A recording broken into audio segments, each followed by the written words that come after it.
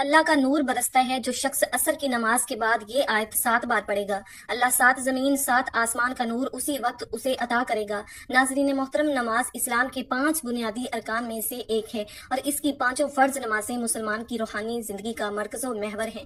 ان میں ہر نماز کی اپنی ایک خاص اہمیت اور مقام ہے، لیکن عصر کی نماز کو اللہ تعالیٰ نے خاص طور پر اہمیت دی ہے۔ یہ نماز دن کے اس وقت پڑھی جاتی ہے جب انسان اپنی مصروفیات کے عروج پر ہوتا ہے، اور اسی وجہ سے اس نماز کی ادائیگی مومن کی سچی بندگی کی علامت سمجھی جاتی ہے۔ اللہ تعالیٰ نے قرآن مجید میں متعدد مقامات پر نمازوں کا ذکر فرمایا ہے، لیکن عصر کی نماز کو خصوصی اہمیت کے ساتھ بیان کیا ہے۔ سورہ بقرہ کی آیت 238 میں ارشاد ہوتا ہے، ترجمہ: تمام نمازوں کی حفاظت کرو اور درمیانی نماز کی بھی، اور اللہ کے حضور ادب سے کھڑے ہو جاؤ۔ علماء کرام کی اکثریت کے نزدیک الصلاۃ الوسطی سے مراد عصر کی نماز ہے۔ اس سے معلوم ہوتا ہے کہ اللہ تعالیٰ نے خاص طور پر عصر کی نماز کی تاکید فرمائی ہے۔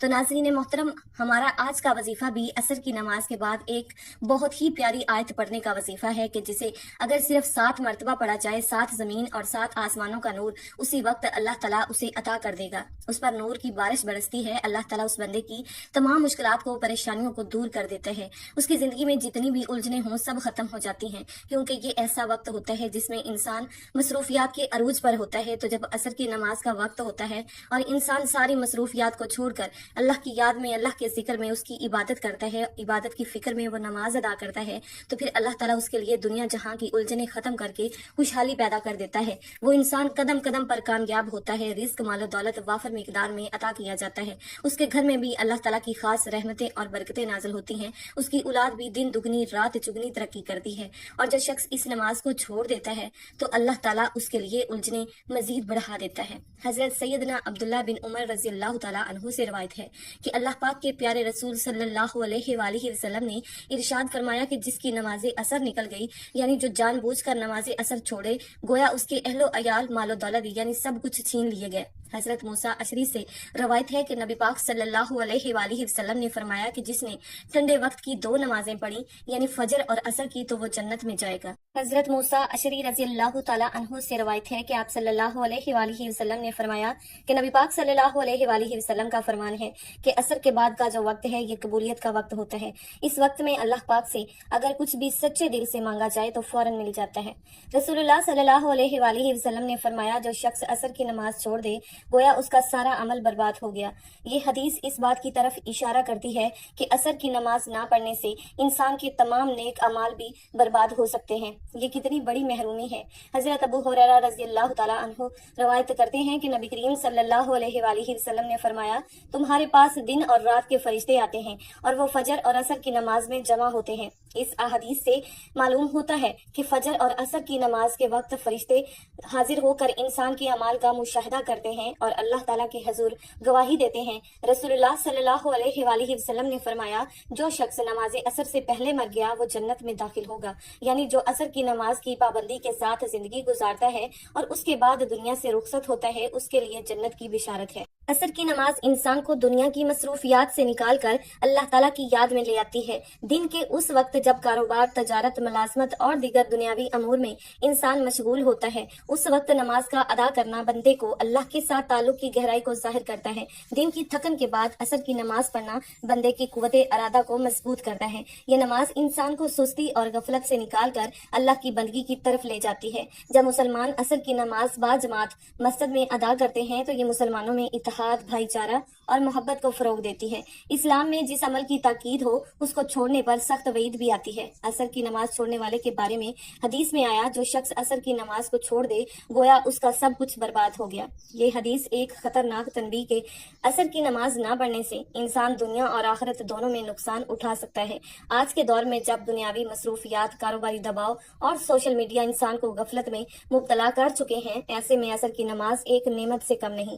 یہ نماز ہمیں یاد دلاتی ہے کہ دنیا کی دوڑ میں اللہ کی یاد کو نہ بھولے۔ یہ نماز ہماری روح کو سکون، دل کو طمانینت اور زندگی کو برکت عطا کرتی ہے۔ محترم ناظرین، اگر آپ چاہتے ہیں کہ آپ کے گھر میں اللہ کی رحمتیں اور برکتیں آئیں، آپ کے گھر میں اللہ کا نور برسے، آپ کے گھر میں فرشتے آئیں، تو آپ یہ آیت لازمی پڑھیے۔ حضرت عبداللہ بن عباس رضی اللہ تعالیٰ عنہ سے روایت ہے کہ حضور صلی اللہ علیہ وآلہ وسلم نے فرمایا، تم میں سے جو شخص پوری رات عبادت کرنے کی مشقت سے عاجز ہے، دولت خرچ کرنے میں بخیل ہے اور دشمن کے ساتھ جہاد کرنے میں بزدل ہے تو اسے زیادہ سے زیادہ اللہ تعالیٰ کا ذکر کرنا چاہیے۔ حضرت ابو درداء رضی اللہ تعالیٰ عنہ سے روایت ہے کہ حضور نبی کریم صلی اللہ علیہ وآلہ وسلم نے فرمایا، کیا میں تمہیں تمہارے اعمال میں سے سب سے اچھا عمل نہ بتاؤں جو تمہارے اللہ کے ہاں بہتر اور پاکیزہ ہے، تمہارے درجات میں سب سے بلند، تمہارے سونے اور چاندی کے خیرات سے بھی زیادہ افضل ہے، اور تمہارے دشمن کا سامنا کرنے یعنی جہاد سے بھی بہتر ہو؟ تو صحابہ کرام رضی اللہ تعالیٰ عنہ نے عرض کیا کہ کیوں نہیں؟ تو آپ صلی اللہ علیہ وآلہ وسلم نے فرمایا، وہ عمل اللہ تعالیٰ کا ذکر ہے۔ ذکر سے مراد اللہ تعالیٰ کو یاد کرنا ہے، اور یہ عبادات اسلام میں سے ایک عبادت ہے۔ ذکر معمولاً اسماء الہی کی تکرار، آیات قرآنی یا کتب و حدیث میں مذکور دعاؤں کے با آواز بلند یا آہستہ پڑھنے کو کہا جاتا ہے۔ معمولاً ذکر انفرادی طور پر کی جانے والی عبادت ہے۔ قرآن مجید میں آتا ہے، اے ایمان والو، اللہ کا ذکر بہت زیادہ کیا کرو اور صبح و شام اس کی تسبیح کیا کرو۔ اس کے علاوہ بھی بہت سی آیات میں ذکر کا حکم آیا ہے۔ حضرت ابو ہریرہ رضی اللہ تعالیٰ عنہ سے مروی ہے کہ رسول اللہ صلی اللہ علیہ وآلہ وسلم نے فرمایا، یا حق تعالیٰ کا فرمان ہے کہ میں بندے کے ساتھ وہی معاملہ کرتا ہوں جیسا کہ وہ میرے ساتھ گمان کرتا ہے، اور جب وہ مجھے یاد کرتا ہے تو میں اس کے ساتھ ہوتا ہوں، بس اگر وہ مجھے اپنے دل میں یاد کرتا ہے تو میں اس کو اپنے دل میں یاد کرتا ہوں، اور اگر وہ میرا مجمع میں ذکر کرتا ہے تو میں اس مجمع سے بہتر یعنی فرشتوں کے مجمع میں تذکرہ کرتا ہوں، اور اگر بندہ میری طرف ایک بالشت متوجہ ہوتا ہے تو میں ایک ہاتھ اس کی طرف متوجہ ہوتا ہوں، اور اگر وہ ایک ہاتھ بڑھاتا ہے تو میں دو ہاتھ بڑھاتا ہوں، اور اگر وہ میری طرف چل کر آتا ہے تو میں اس کی طرف دوڑ کر جاتا ہوں۔ رسول اکرم صلی اللہ علیہ وآلہ وسلم نے فرمایا کہ اللہ تعالیٰ کے پاس فرشتوں کی ایک جماعت ایسی ہے جو مجالس فکر کی تلاش میں گھومتی پھرتی رہتی ہے، اور جب کبھی وہ فرشتے مجالس فکر کو پاتے ہیں تو اصحاب مجالس کے اندر بیٹھ جاتے ہیں اور ایک دوسرے کو اپنے پروں سے ڈھانپ لیتے ہیں، حتیٰ کہ زمین اور پہلے آسمان کے درمیان میں کی تمام کائنات ان سے بھر جاتی ہے، اور جب وہ منتشر ہوتے ہیں تو فرشتے آسمان کی طرف چلے جاتے ہیں۔ اللہ عز و جل اپنے علم کے باوجود ان سے پوچھتا ہے، تم کہاں سے آئے ہو؟ تو وہ کہتے ہیں، ہم روئے زمین میں تیرے ایسے بندوں کے پاس سے آئے ہیں جو تیری تسبیح، تکبیر، تحلیل اور حمد و ثنا بیان کر رہے تھے۔ نبی اکرم صلی اللہ علیہ وآلہ وسلم کا ارشاد ہے کہ جو شخص اللہ کا ذکر کرتا ہے اور جو نہیں کرتا، ان دونوں کی مثال زندہ اور مردہ کی سی ہے کہ ذکر کرنے والا زندہ ہے اور ذکر نہ کرنے والا مردہ۔ ناظرین محترم، ذکر کے بہت زیادہ فضائل ہیں۔ ذکر شیطان کو دفع کرتا ہے، اس کی قوت کو توڑ دیتا ہے، اللہ تعالیٰ کی خوشنودی کا سبب ہے، دل سے فکر و غم کو دور کرتا ہے، دل میں فرحت، سرور اور انتباس پیدا کرتا ہے، بدن کو اور خاص طور پر دل کو قوت بخشتا ہے، چہرے اور دل کو منور کرتا ہے، رزق کو بڑھاتا ہے، ذکر کرنے والے کو ہیبت اور حلاوت کا لباس پہناتا ہے، اللہ تعالیٰ کی محبت پیدا کرتا ہے، ذکر سے مراقبہ نصیب ہوتا ہے، اللہ تعالیٰ کا ذکر اطمینان قلب اور راحت جاں کا سبب ہے۔ نبی کریم صلی اللہ علیہ وآلہ وسلم نے بار بار اپنے ارشادات سے ذکر اللہ کی اہمیت کو اجاگر کیا ہے۔ ذکر عربی زبان کا لفظ ہے جس کے لغوی معنی یاد کرنا، یاد تازہ کرنا، کسی شے کو بار بار ذہن میں لانا، کسی چیز کو دہرانا اور دل و زبان سے یاد کرنا ہے۔ ذکر الہی یا یاد الہی سے عبادت ہے۔ ذکر الہی کا مفہوم یہ ہے کہ بندہ ہر وقت، ہر حالت میں اٹھتے بیٹھتے لیٹتے اپنے معبود حقیقی کو یاد رکھے اور اس کی یاد سے کبھی غافل نہ ہو۔ ذکر الہی ہر عبادت کی اصل ہے۔ تمام جنوں اور انسانوں کی تخلیق کا مقصد عبادت الہی اور تمام عبادات کا مقصود ہے اصلی یاد الہی ہے۔ کوئی عبادت، کوئی نیکی اللہ تعالیٰ کے ذکر اور یاد سے خالی نہیں۔ سب سے پہلی فرض عبادت نماز کا بھی یہی مقصد ہے کہ اللہ تعالیٰ کے ذکر کو دوام حاصل ہو اور وہ ہمہ وقت جاری رہے۔ نفسانی خواہشات کو مقررہ وقت کے لیے روکے رکھنے کا نام روزہ ہے، جس کا مقصد دل کو ذکر الہی کی طرف راغب کرنا۔ روزہ نفس انسانی میں پاکیزگی پیدا کرتا ہے اور دل کی زمین کو ہموار کرتا ہے تاکہ اس میں یاد الہی کا ہی ظہور ہو۔ قرآن حکیم پڑھنا افضل ہے کیونکہ یہ اللہ تعالیٰ کا کلام ہے اور سارے کا سارا اسی کے ذکر سے بھرا ہوا ہے۔ اس کی تلاوت اللہ تعالیٰ کے ذکر کو تر و تازہ رکھتی ہے۔ معلوم ہوا کہ تمام عبادات کی اصل ذکر الہی ہے اور ہر عبادت کسی نہ کسی صورت میں یاد الہی کا ذریعہ ہے۔ مرد مومن کی یہ پہچان ہے کہ جب وہ کوئی نیک عمل کرتا ہے تو اس کا مدہ نظر اور نصب العین فقط رضا الہی کا حصول ہو۔ یوں ذکر الہی رضا الہی کا زینہ قرار پڑتا ہے۔ اس اہمیت کے پیش نظر قرآن و سنت میں جا بجا ذکر الہی کی تاکید کی گئی ہے۔ انسانی فطرت ہے کہ وہ اس چیز کو ہمیشہ یاد کرتا ہے جس کے ساتھ اس کا لگاؤ کی حد تک گہرا تعلق ہوتا ہے، وہ کسی صورت میں بھی اس کو بنانے کی کوشش نہیں کرتا۔ حضرت ثابت بنانی رحمۃ اللہ علیہ کا فرمان ہے کہ میں جانتا ہوں کہ میرا رب مجھے کب یاد کرتا ہے۔ لوگ پریشان ہو گئے اور پوچھا، آپ رحمۃ اللہ علیہ کی کس طرح جان لیتے ہیں؟ فرمایا، جب میں اس کو یاد کرتا ہوں وہ مجھے یاد فرماتا ہے، کیونکہ اللہ پاک نے خود قرآن پاک میں ارشاد فرمایا ہے، ارشاد باری تعالیٰ ہے، फिर जब नमाज से फारिग हो जाओ तो अल्लाह को खड़े और बैठे और लेटे होने की हालत में याद करो, यानी किसी हाल में भी हो उसकी याद और उसके जिक्र से गाफिल ना हो। फिर जब मुतमिन हो जाओ तो हस्बे दस्तूर नमाज कायम करो। हजरत इब्ने अब्बास रज़ी अल्लाह ताला अन्हु का इरशाद है, उससे मुराद ये है कि दिन रात खुश की तरी सफर व हसर फिक्र व किनात सेहत व मर्ज और ज़ाहिर व बातन हर हाल में अल्लाह पाक का जिक्र करते रहो। इरशाद बारी ताला है, ए ईमान वालो अल्लाह को बहुत याद करो और सुबह शाम उसकी पाकी बोलो। तो क्या वो जिसका सीना अल्लाह ताला ने इस्लाम के लिए खोल दिया तो वो अपने रब की तरफ से नूर पर है, उस जैसा हो जाएगा। जो संग दिल है तो खराबी है उनकी जिनके दिल याद खुदा की तरफ से सख्त हो गए हैं। और जो अपने रब की याद से मुंह फेरे और वो उसे चढ़ते आजाब में डालेगा। और जिसने मेरी याद से मुंह फेर लिया तो बेशक उसके लिए तंग जिंदगानी है और हम उसे क़यामत के दिन अंधा उठाएंगे।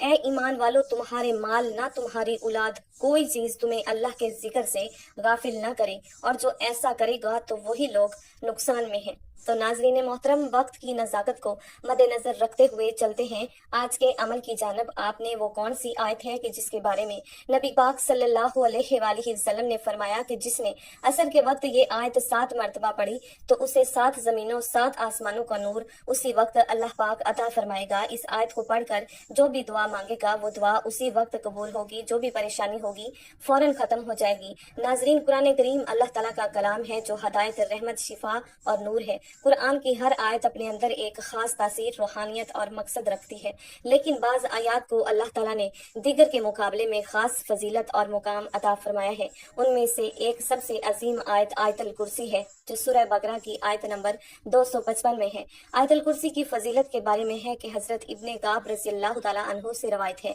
कि रसूलुल्लाह सल्लल्लाहु अलैहि वसल्लम ने फरमाया, ए अबी, क्या तुम जानते हो कि कुरान में सबसे अजीम आयत कौन सी है? मैंने अर्ज किया, अल्लाह और उसका रसूल बेहतर जानते हैं। आप सल्लल्लाहु अलैहि वसल्लम ने फरमाया, आयतल कुर्सी। फिर फरमाया, ये आयत अर्शे इलाही के नीचे से नाज़िल हुई है। हजरत अबू हुरैरा रज़ी अल्लाह ताला अन्हु की मशहूर हदीस है कि शैतान एक मरतबा उनके पास आया और चोरी करने लगा तो उन्होंने उसे पकड़ लिया। शैतान ने कहा, अगर तुम मुझे छोड़ दो तो मैं तुम्हें एक आयत सिखाता हूँ जिसे पढ़ने से तुम महफूज रहोगे।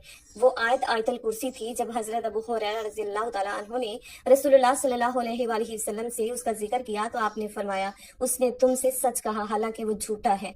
रसूलुल्लाह सल्लल्लाहु अलैहि वसल्लम ने फरमाया, जो शख्स हर फर्ज नमाज के बाद आयतल कुर्सी पढ़ेगा उसके जन्नत में दाखिले से सिर्फ मौत रुकावट है। आयतल कुर्सी न सिर्फ कुरान की सबसे अजीम आयत है बल्कि उसके अंदर रूहानी और बातनी ताकत भी छुपी हुई है जो शैतानी असरात, जादू, नजरबद, वसवसों और खौफ के खिलाफ ढाल का काम देती है।